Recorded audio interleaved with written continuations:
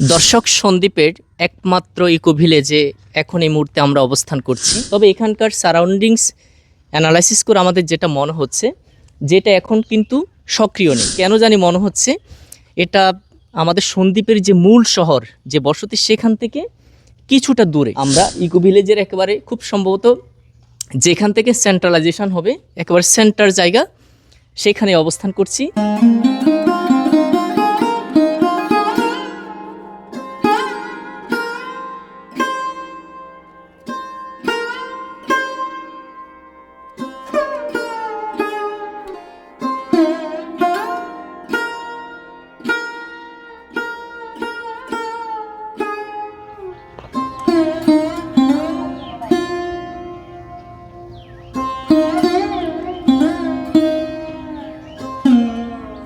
দর্শক সন্দ্বীপের একমাত্র ইকো ভিলেজে এখন এই মুহূর্তে আমরা অবস্থান করছি।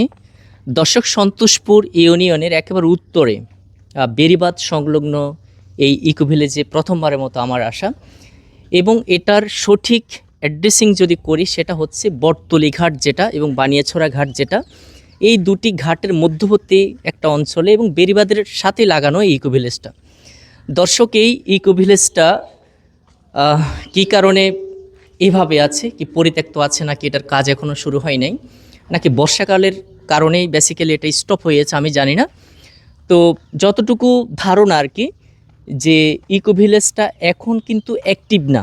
হ্যাঁ, এটার ক্রিয়েটর কারা বা এই উদ্যোগটা কারা নিয়েছে আমি সঠিক তথ্য দিতে পারছি না, যেহেতু আশেপাশে কোনো লোকই নাই এখন ভরদুপুর। দ্বিতীয়ত বর্ষাকালের কারণে হয়তো এই ইকো ভিলেজে কোনো মানুষজন নেই, হয়তো পরন্তু বিকালের দিয়ে কেউ আসতে পারে, আমি জানি না। তবে এখানকার সারাউন্ডিংস অ্যানালাইসিস করে আমাদের যেটা মনে হচ্ছে, যেটা এখন কিন্তু সক্রিয় নেই। দর্শক, ইকো ভিলেজ কি সেটা একটু ক্লিয়ার করি। ইকো ভিলেজ হচ্ছে এমন একটা স্থপতি, এমন একটা বসতি যেখানে মানুষ একেবারে প্রকৃতির কাছাকাছি থাকে, গাছপালা, সবুজ পরিবেশ, অর্থাৎ পরিবেশ বান্ধব একটা বসতি, যেখানে মানুষের সাথে, সবুজ উদ্ভিদের সাথে বা একেবারে জীবদের সাথে ভালো একটা সম্পর্ক বা সুসম্পর্ক বা ইকোসিস্টেম গড়ে ওঠে। দর্শক, এই সন্দ্বীপের ইকো ভিলেজে আমার মনে হয় সব ধরনের কোয়ালিটি আছে। এখানকার প্রাকৃতিক পরিবেশ দেখে এতক্ষণে বুঝে যাওয়ার কথা, আসলে এটা খুবই খুবই ভালো একটা উদ্যোগ। কিন্তু কেন জানি মনে হচ্ছে এটা আমাদের সন্দ্বীপের যে মূল শহর, যে বসতি, সেখান থেকে কিছুটা দূরে।